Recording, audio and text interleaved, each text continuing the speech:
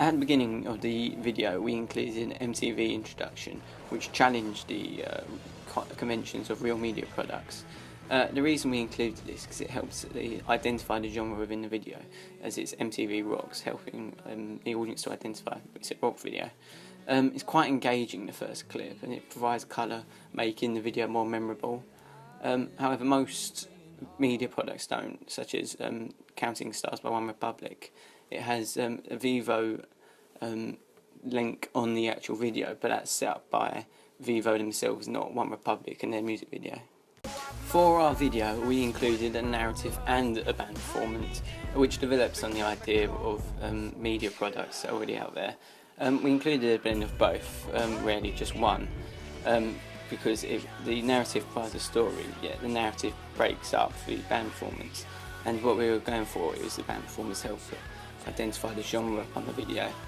Additionally, because the band performance is in black and white, the narrative provides colour, making the video more engaging, more memorable.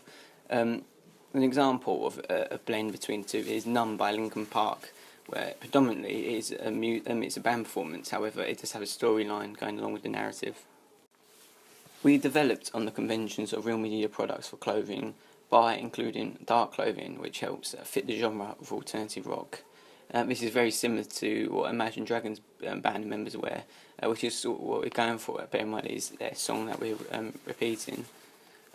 However, it does differ from other alternative rock bands out there, such as Two Door Cinema Club, who are much more smarter clothing, wearing blazers and ties. In the narrative section of the video, the clothing is very dark as well to help emphasise the genre, but also covers the identity by wearing the hoods, which adds mystery towards the video.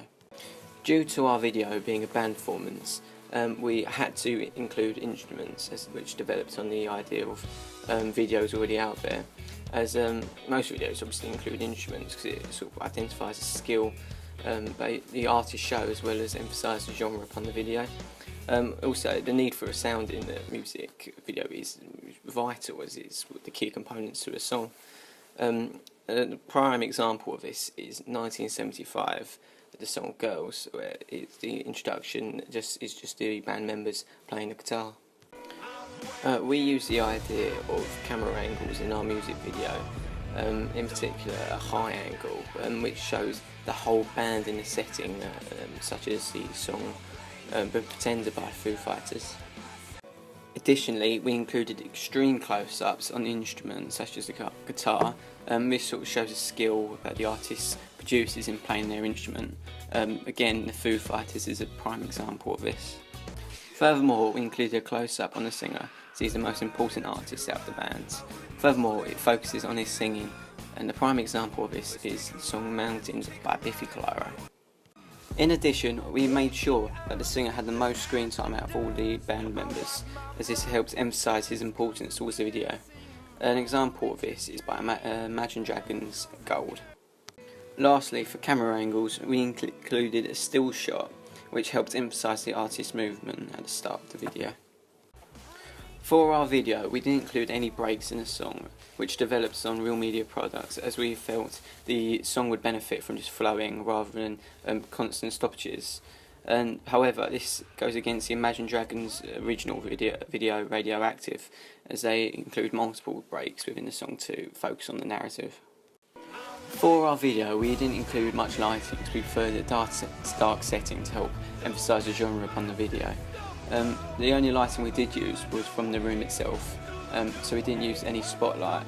However, when the slow pace along the song appeared, we reduced the lighting, so we just had the sides lighting on the walls to help develop the conventions. An example of this is another Imagine Dragons song, It's Time. As an introduction of the song, we included text that stated the name of the artist and the song. This looked quite professional, as it slid away rather than just disappearing after a few seconds. This changes most media content. However, we found an example of Sam Hunt with the song Body Like a Back Road, which did include his name and the song at the start. For our band members, we made sure that the artist looked right and they looked like they belonged there. Our guitarist James fitted the role quite well because it's very similar to one of the Killers guitarist Dave Kierning, because he's got long hair and it sort of fitted the genre quite suitably. Also, Matt, our lead singer, it looked very similar to Brandon Flowers, who's the lead singer of The Killers, with his hair pushed to the side, and it looked similar to quite a few lead singers in multiple bands. We challenged the conventions of music videos by including a slow transition. The reason we include this is that we got quite positive feedback from our rough cut when we included it. However, we did it at the start of the song because it was quite an iconic moment when the lead singer hit the drums. Also, it sort of emphasises a slow pace and focuses on the sound of the instrument. We followed the conventions of pace in music videos into our music video by providing more movement, shorter transitions during fast-paced periods of the song. Overall, this provides more energy to make the music video more realistic. Alternatively, when there's slow pace, we used longer transitions like a pan shot or one shot, so there was little movement, releasing the energy from the song. Our band performance throughout the video is in black and white, which challenges the conventions of media products. However, we felt it was best as it helped fit the genre of the dark setting, and also it reduced the external colour, which we didn't feel was necessary in our video.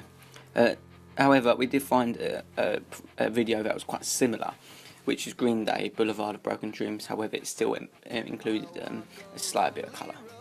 The positioning of band members in our video was very similar to what's already out there. We had the drummer at the back, the singer at the front, and the two guitarists at the sides.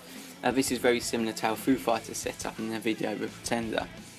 The reason we put the singer at the front was to emphasise his importance towards the video, and it also allows plenty of movement because of the large amount of space, and it looked quite professional as we could fit everyone into one shot.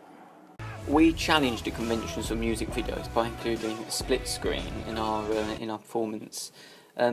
We felt this was necessary because of the angles we had. It was the only way to make the screen look full and more engaging. Also, it helped focus on each member of the band, and it's quite different, so it makes it more memorable. The only video we could find that had a similar effect was by Two Door Cinema Club, who was a song called Come Back Home, and we found this was quite effective. For our video, we included a narrative to make the video more engaging. The narrative was of a mysterious character walking through the woods, which helps tell a story. The woods help provide a bit of colour towards the video, and we used the same location throughout, providing a bit of continuity. Additionally, this setting helps link with other products such as our digipack. Another reason we include narrative, it helps split up the band performance so it wasn't all in one place, which would make it look a bit boring. Overall, this develops on Real Media products, similar to Numb by Linkin Park. For the introduction of our song, we included a clip of the band warming up. We included this to help emphasise the slow pace and show the lack of sounds as no one was playing the instrument. This develops on Real Media products as similar to the Foo Fighters song The Pretender.